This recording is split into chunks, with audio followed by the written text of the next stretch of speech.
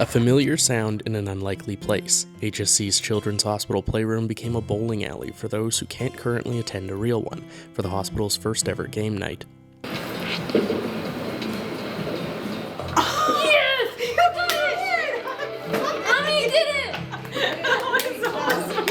I got like 9, 12 strikes. Better at video games than life, honestly.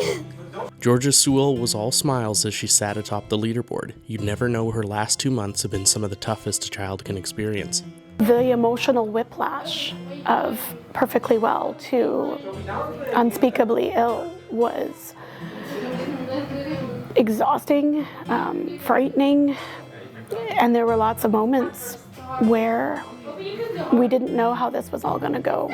Georgia was septic and suddenly severely ill. Since then, she's had open heart surgeries, drainage surgeries, and has been relearning to walk. The situation has been incredibly unlucky, but the amount of incredible good fortune and kindness and care that we've found, Children's Hospital, right from their first blood test when they realized how ill she was, have risen to care for our daughter, to provide for my daughter, to support her in every facet, physically, mentally, emotionally. Because of Children's Hospital, I still have a daughter. While Tracy speaks to me across the room, Georgia pals around with two fast friends, Toby and Kaylin. This game night brings some normalcy back to their lives. Yep. Well, that was great. Oh, you're just a bit. I hate this.